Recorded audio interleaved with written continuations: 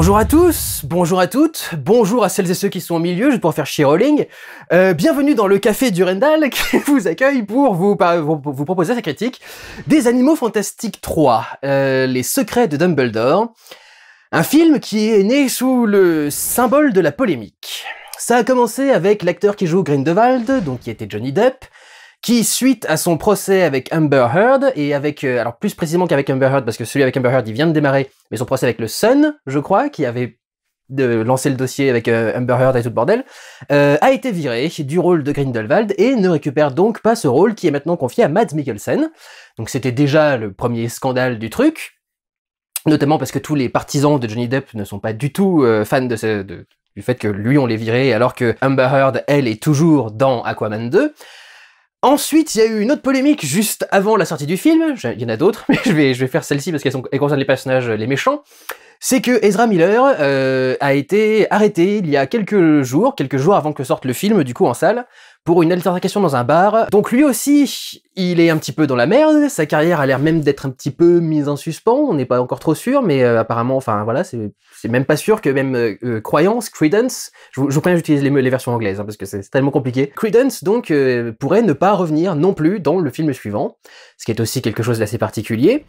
Et puis, l'autre polémique, mais qui alors est en marche, est en route depuis des mois et des mois et des années même déjà maintenant, c'est les nouvelles orientations politiques de J.K. Rowling, qui après s'être représentée comme un fer de lance du mouvement LGBT, notamment avec ses révélations sur le passé de Grindelwald et Dumbledore, qui est donc au centre de cette histoire, Madame Rowling est devenue ce qu'on appelle dans le jargon une TERF, c'est-à-dire des féministes qui voudraient exclure de leur discours politique et généralement du qualificatif de femme, les femmes transsexuelles. Et tout ça s'ajoute bien entendu au fait que cette nouvelle saga, depuis le premier film, est relativement nulle, relativement inintéressante et surtout incroyablement mal écrite. Tu vois très clairement la différence entre une nana qui a eu une quinzaine d'années pour écrire ses 7 bouquins et une nana qui doit écrire un script de l'année pour l'année suivante, ou à 2 ans pour écrire un script, un truc dans ce genre-là, mais clairement elle a pas le même temps et elle arrive pas aussi bien à assembler les pièces du puzzle et à préparer ses histoires et à présenter les trucs, etc. Donc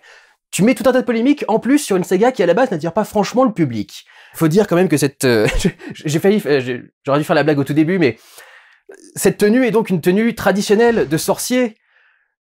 Le costard cravate avec le petit veston et machin, enfin j'ai pas mis la cravate, il faudra un nœud pape, et j'ai pas de nœud pape pour faire Newt. Et encore là, je serais plus proche de Dumbledore presque. Et tu fais putain, quand même, dans Harry Potter, ils avaient tous des grandes robes et des chapeaux et des machins, ça a vachement changé la mode, et puis pas vraiment pour de la modernisation quand même avec le Harry Potter actuel.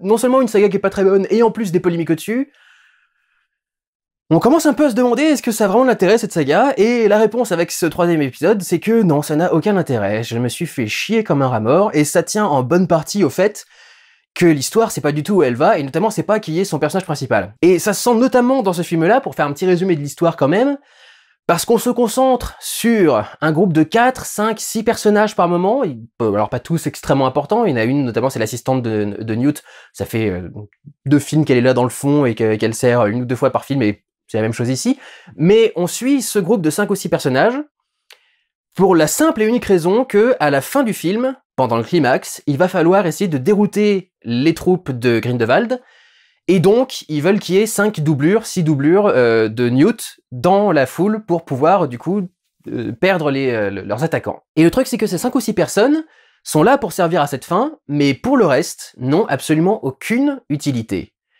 Et tu te concentres beaucoup trop sur eux, sans qu'on sache vraiment pourquoi.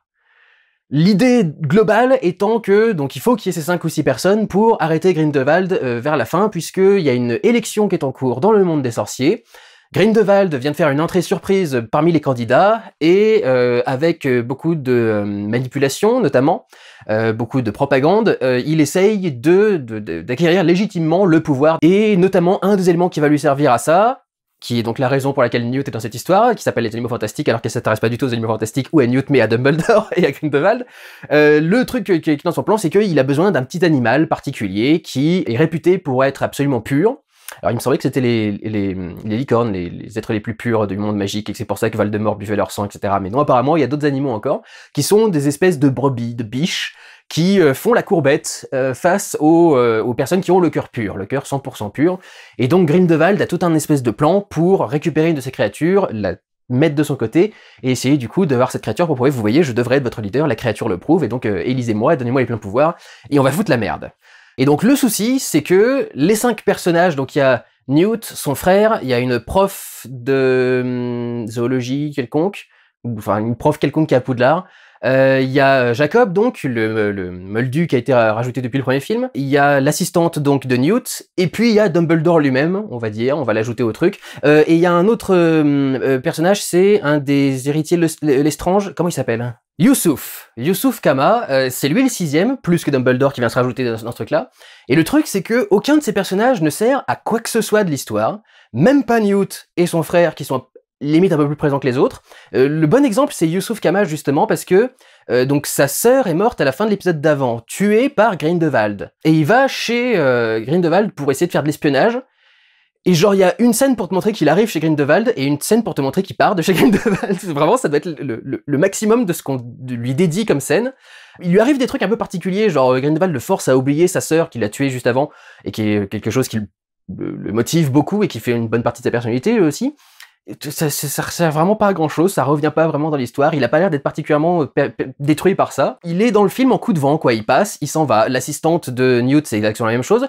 La prof de, je ne sais pas quoi, de défense, je crois, contre les forces du mal, peut-être, je suis même plus sûr à 100%, mais je crois que c'est ça. Elle sert à une chose ou deux dans une scène, mais en soi, dans l'histoire, elle a aucun intérêt. Jacob, je n'ai aucune idée de pourquoi est-ce qu'ils ont été chercher Jacob. Les deux frangins, Scamander, donc Newt et son frère, pareil, ils servent un peu à rien. Bon, Newt, il sert à quelque chose parce qu'il est lié aux animaux, donc il sert à ça, il sert à faire venir les animaux dans l'histoire. Mais c'est sa seule et unique utilité, il a pas vraiment besoin d'être là dans l'histoire. Il y a Dumbledore qui arrête pas de lui faire des réflexions du genre, on a besoin d'un esprit aussi honnête et sain que le vôtre, etc., etc. Et tu fais, Newt, pourquoi spécialement Newt? Je comprends pas trop. Peut-être parce qu'il est un peu autiste et que du coup il est capable de mentir et que du coup ça le rend un peu, parce que ça fait partie du spectre autistique parfois d'avoir du mal à dire autre chose que la vérité. Donc peut-être qu'il y a un truc par rapport à ça, mais c'est tellement superficiel dans l'histoire que tu sais pas vraiment à quoi ça sert. La seule chose à laquelle sert Newt, comment il s'appelle, putain, l'acteur, Eddie Redmayne, la seule chose à quoi sert Newt, c'est à ridiculiser Eddie Redmayne dans tous les films, parce que dans tous les films, il doit faire un truc particulier. Donc là, c'est le truc avec les espèces de petits crabes, ou de facehugger d'aliens, presque à la limite, où il doit faire tout un truc où il est comme ça, et il doit se déplacer en crabe comme ça, sur le côté. Ça doit être très rigolo pour vous à voir aussi. Et en gros, c'est ça. Le seul élément que Newt apporte à tous ces films, le seul truc qui fait qu'il a besoin d'être dedans, c'est qu'il apporte une petite touche de comique et de légèreté avec sa façon de se ridiculiser à chaque fois dans le film. Il y a un moment où il sortait une plume de son cul à moitié, enfin, il mettait une plume devant son cul, il sortait pas la plume de son cul. Encore il aurait pu, il est magicien, mais il mettait une plume devant son cul pour attirer je sais plus quelle créature. Enfin, c'est vraiment le truc, quoi. T'as l'impression que c'est la seule chose qui peut revenir dans pour encapsuler tout ça sous le terme Fantastic Beasts. C'est que tu vas avoir Norbert qui va se ridiculiser à un moment ou à un autre pour faire quelque chose. Dans le premier film, c'était ça, parce que t'avais plein d'animaux, mais ils servaient à rien, et donc, grosso modo, tout ce que ça servait, c'est de le voir faire un peu le con. Et son frère, c'est dingue parce qu'il a quand même perdu sa femme, le film d'avant. T'as vraiment pas l'impression quand tu le vois dans le film, quoi. Il y a pas une scène pour parler de son deuil, de à quel point c'est difficile de faire sans sa copine. On évoque pourtant les rares fois on évoque les morts de sa copine, le mec réagit même pas, quoi. Il est au fond, oui, c'est Lita Lestrange, et lui, il est... Oh, c'est joli, ça, c'est un machin. Tu sais pas ce qu'il fout là, quoi. Et c'est là que le film a vraiment du mal, c'est qu'il se concentre sur un truc qui sert à rien, c'est que t'as une scène de 15 ou 20 minutes où le frère de Newt se fait arrêter par le ministère allemand de la magie. Parce que, alors, ils avaient raconté qu'ils allaient aller au Brésil, je crois, ou un truc dans ce genre-là, dans cet épisode-là. Genre, oui, les 5 minutes du début, puis le Brésil, il est en effets spéciaux. Parce que le reste du film, c'est Berlin, et il y a juste un truc vite fait à la fin, quelque part en Orient, mais je sais plus exactement dans quel pays. Au Bhoutan, peut-être. J'ai le nom en tête, peut-être que c'est dans le film. Mais je suis absolument pas sûr à 200%. Mais c'est juste un lieu, quoi. C'est rien d'autre. Et sinon, on est en bonne partie en Europe, notamment parce que toute l'histoire est plus ou moins un miroir de la montée d'Hitler en Allemagne. Et tu penses que du coup, que Grindelwald va accéder au pouvoir, du coup, pendant tout le film, et que c'est son plan, quoi, que c'est son projet. Donc ça se passe en bonne partie en Allemagne, et t'as toute une scène de 10-20 minutes où Newt doit aller sortir son frangin de l'espèce de goulag allemand qu'ils ont créé. Enfin, je sais pas si c'est ce que c'est censé ressembler à un camp de concentration, un truc dans ce genre-là.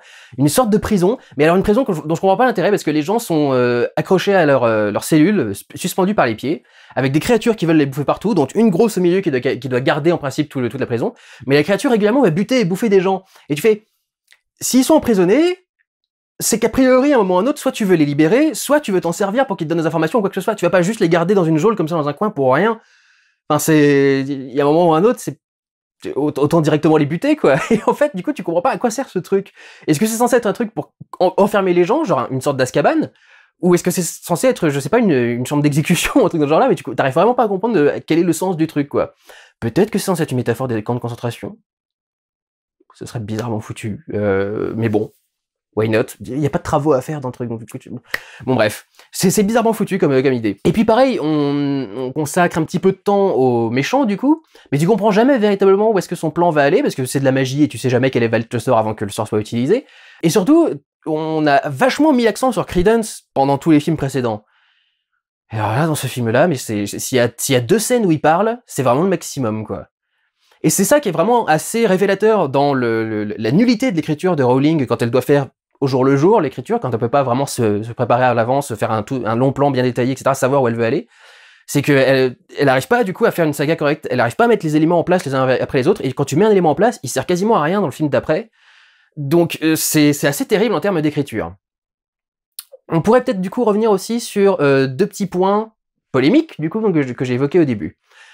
Concernant la relation LGBT, enfin, elle est claire. Enfin, il y a une scène très claire où enfin, il y a plusieurs scènes d'ailleurs, c'est pas juste une scène où c'est caché dans un coin, il y a plusieurs scènes où le Dumbledore dit très clairement « j'ai été amoureux de Grindelwald. C'est pour ça que j'ai fait mon pacte, c'est pour ça que j'ai fait mon serment, c'est pour ça que j'étais idiot, c'est pour ça que j'étais etc. J'étais amoureux de Grindelwald. » Et tu vois qu'il y a encore aujourd'hui une sorte d'attirance et de respect, tu vois que c'est d'anciens amants, quoi. Il n'y a pas rien entre eux, quoi. Et il n'y a pas que de la haine non plus. Donc ça, pour le coup, ça passe plutôt correctement. En revanche, je crois qu'elle a réussi à trouver la façon la plus subtile de glisser en douce un message anti-trans dans l'histoire. C'est que la quasi-totalité de ce film tourne autour d'un animal en particulier qui vient de naître. La première chose qu'on voit dans ce film, c'est un accouchement. Et dans l'esprit de J.K. Rowling, seules les femmes peuvent accoucher. Et si c'était juste resté à ça, je me serais dit c'est juste un animal qui naît au début du truc, il n'y a pas forcément à y voir une métaphore quelconque, un truc spécial. Mais la mère donne naissance à 2 jumeaux, et il y en a un des 2 qu'on égorge, qu'on vide de son sang, et qu'ensuite on ramène à la vie en version négative. Et tout ça, mais en même temps, ça pourrait... Enfin, moi, ça me dirige un petit peu vers... Alors peut-être que je cherche parce que je sais quelles sont les pensées politiques de Rowling, mais ça me dirige un peu vers une métaphore qui permettrait de dire, vous voyez, on a essayé de changer sa nature, et du coup on en a fait un être maléfique. Je sais pas si je suis le seul. Dites-moi dans les commentaires du coup ce que vous en pensez. Peut-être que je surinterprète trop sur ce truc-là, mais je vous avoue que c'est particulier quand même. Elle a jamais fait une histoire qui tournait à ce point sur la naissance. Elle a beaucoup mis en avant l'amour maternel, notamment de la mère de Harry, dans l'histoire d'Harry Potter, mais c'était pas aussi important que ça, je trouve.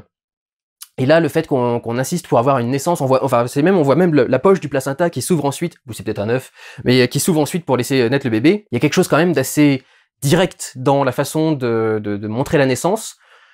Et du coup, voilà, je sais pas, peut-être qu'il y a quand même un petit sens quelconque qu'il faudrait tirer de cette histoire-là. Je suis pas sûr à 200%. Donc voilà, ça c'est ce que je pouvais dire sur les différentes polémiques qui pouvaient tourner autour du film. Comme je vous l'ai dit, l'histoire est pas du tout passionnante. Et le véritable problème que je dirais pour le film lui-même, quand tu vois le résultat, le montage, etc., c'est qu'en fait tu sens jamais l'importance des scènes et tu sens jamais la véritable progression dramatique de l'histoire. Notamment parce que tu sais jamais quel est le personnage principal, quel personnage est important, quel personnage tu dois suivre, et du coup tu sais jamais quelle scène est vraiment importante. Mais en fait, vraiment genre, la première fois que les personnages se réunissent, ils se réunissent dans un train. Déjà, tu sais pas pourquoi ils se réunissent dans un train. Il y a aucune raison, ce train ne mène absolument pas à un endroit particulier pour eux. C'est pas comme dans Matrix Résurrection où le train est un moyen de te mettre en déplacement et du coup on peut pas te repérer, etc. Le monde magique il en a rien à foutre de ce genre de truc. Donc en fait, je sais vraiment pas pourquoi ils se retrouvent d'un seul coup dans un train pour faire leur petite réunion de départ.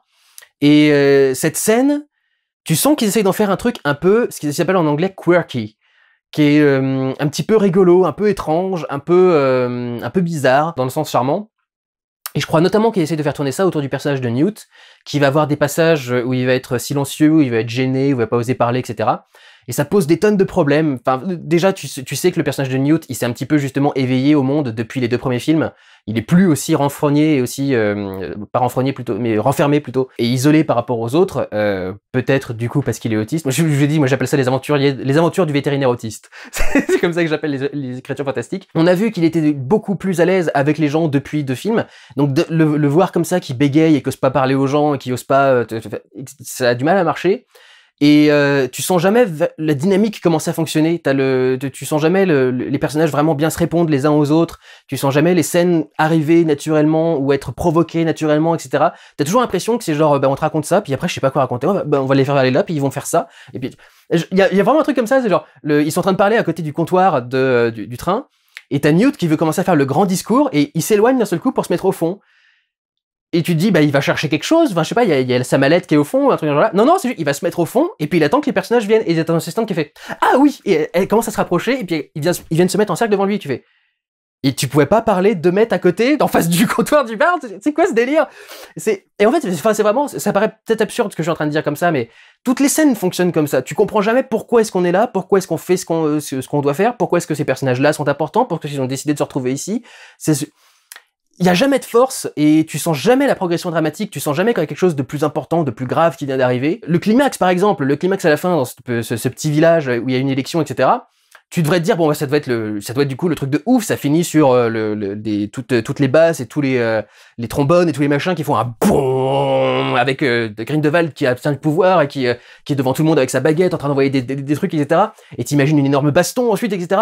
Non, pas du tout. Le mec, c'est spoiler, mais vous en avez rien à foutre. De toute façon, la saga est pas intéressante. Le mec il se fait lire à la fin et t'as la bande de Newt qui débarque en chuchotant, et puis en marchant à 2 à l'heure, etc., en passant à travers tous les gardes, je sais pas, c'est peut-être pas des mange-morts encore à l'époque, mais en passant à côté de tous les gardes de Grindelwald, et il commence à sortir leur petit discours de « Mais non, vous avez menti, cette créature c'est pas la bonne, et puis c'est machin, etc. » Et il y a jamais de moment où ça pète et où ça claque, etc., et tu fais « Mais c'est quoi cette scène? Déjà c'est ridicule, il te laisserait jamais parler, il vient d'obtenir le pouvoir, il va certainement pas te laisser présenter à tout le monde la preuve qu'il a menti et qu'il a fait toute une mise en scène, et il va certainement pas lui permettre ce truc-là. Surtout pas après avoir essayé de le buter pendant 20 minutes juste avant cette scène-là, etc. Donc c'est puis pareil, d'un seul coup pendant le climax, le sortilège qui unit Grindelwald et Dumbledore est rompu, et tu sais pas pourquoi.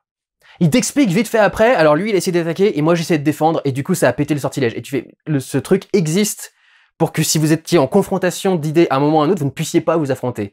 Donc en quoi est-ce que le fait de contrecarrer un sort d'attaque qu'il a lancé, ça pourrait faire péter le truc et rendre d'un seul coup, briser votre promesse magique, etc. Tu fais, ça n'a aucun putain de sens, et en fait c'est ça, c'est mal écrit, c'est mal présenté dans le film quand ça se produit, et du coup tu sais jamais si c'est important ou pas, quoi. Pareil, il y a Grindelwald qui est en train de préparer son coup monté, et il a besoin pour ça du cadavre de la petite créature qui vient de naître, et qui peut donc prouver que t'es gentil, que t'as bon cœur, etc. Et il l'a buté, c'est le premier truc qu'il fait quand il la reçoit, c'est il l'égorge et il la bute, parce qu'il veut lire l'avenir dans son sang, ou je sais pas trop quoi. Et genre t'as un plan où il va donc le ramener à la vie, et ça commence, la scène entière commence avec un plan sur les pavés, et 2 secondes après que le cut, t'as le corps de la créature qu'il jette comme une grosse merde, qui se pose par terre comme rien. Alors je sais pas si c'est pour montrer qu'il est violent et qu'il a pas de respect. Est-ce que c'est parce qu'il y a un discours turf bizarre autour de cette créature et qu'on veut montrer qu'elle est même plus humaine, etc. Enfin je sais, ou est-ce qu'on c'est pas simplement pour insister sur le fait qu'elle est morte, mais on peut juste montrer qu'elle est morte et qu'elle bouge plus. Il y a pas besoin de la laisser se poser comme ça comme un gros paquet de merde. Et du coup c'est pareil, tu démarres une scène avec une violence pareille sur ce truc-là, tu fais pourquoi pourquoi est-ce qu'il y avait besoin d'avoir un truc aussi violent quand tu voyais ce truc-là? Est-ce que c'était une scène qui était plus forte qu'une autre ou quoi, etc. Et en fait non, c'est une scène qui est tout en silence et qui est tout en machin. Les ambiances collent quasiment jamais à ce qu'il faut pour la scène, donc c'est catastrophique. Ça marche vraiment pas du tout. Alors, esthétiquement, c'est plutôt bien foutu en termes de réalisation, même si j'ai pas noté de plan particulier. Il y a une transition sympathique, à un moment où t'as Credence et Dumbledore qui se battent. Et en fait, on découvre que maintenant, les sorciers peuvent se battre dans un univers parallèle quand ils en ont envie. Quelque chose qu'ils ont jamais fait dans les autres Harry Potter, ça aurait pu être vachement utile et pratique quand même. Pour faire un truc à Harry Potter sans que tout le monde puisse le défendre, tu l'amènes dans ta propre dimension et tu te bats contre lui dans ta propre dimension. Et une fois qu'ils ont fini de s'affronter, Credence et Dumbledore, il y a toute une flaque qui est au sol, qui reflète du coup le vrai monde, et la caméra va ressortir de derrière avec la flaque dans notre monde à nous, et c'est comme ça qu'on va faire la transition entre les deux mondes. Pour le coup, c'était plutôt bien fait.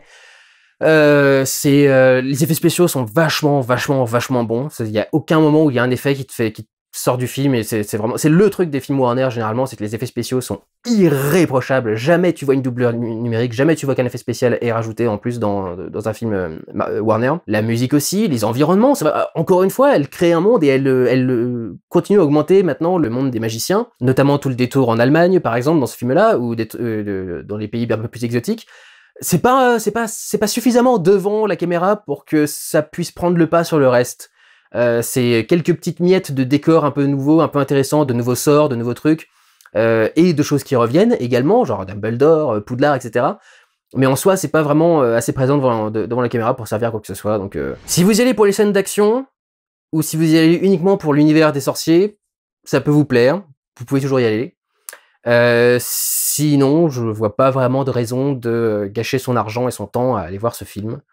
À moins que vous soyez critique comme moi, mais sinon je vois vraiment aucune raison de gâcher son temps devant ce truc. Vous retrouverez pas du tout ni la magie, ni ce qui a fait marcher la noirceur de la saga Harry Potter d'origine. On est à des années-lumière de tout ça dans cette saga. Elle est clairement pas préparée. Et j'ai aucune envie de continuer à voir l'évolution de cette saga. Déjà, là, le 3e opus, j'en avais rien à foutre, mais vraiment rien à foutre. Mais alors là, les 4e et 5e, je voudrais bien voir s'ils vont les faire. Apparemment, ils sont en discussion sur Warner, ils sont en train de se dire, on voit comment le 3e marche, et si le 3e marche, on fait les 4 et 5. Mais elle est torpillée, cette saga Animaux Fantastiques. C'est une catastrophe, elle prend l'eau depuis le premier film. Il n'y a jamais eu un truc correct dans cette saga, et donc forcément, bah arrive au 3e film, ça marche toujours pas, quoi. Quand tu construis déjà pas très bien les deux premiers, comment veux-tu que le 3e fonctionne? Donc voilà, je ne conseille pas du tout d'aller voir Les Animaux Fantastiques 3, Les Secrets de Dumbledore, que tout cela reste secret, parce que franchement, ça n'a pas beaucoup d'intérêt à être révélé au grand monde. À part peut-être la première véritable romance gay dans un blockbuster, c'est pas le tout d'avoir certains films gays par-ci par-là qui existent, mais là on parle vraiment d'un blockbuster énorme, et c'est pour le coup la relation la plus claire homosexuelle dans un blockbuster que j'ai pu voir récemment, quoi. Donc c'est peut-être au moins ça comme victoire, mais je crois pas que ce soit suffisant pour dédonner de tout le reste. Voilà. Voilà, j'espère que cette critique vous aura plu, prenez soin de vous, allez voir des films, ciao!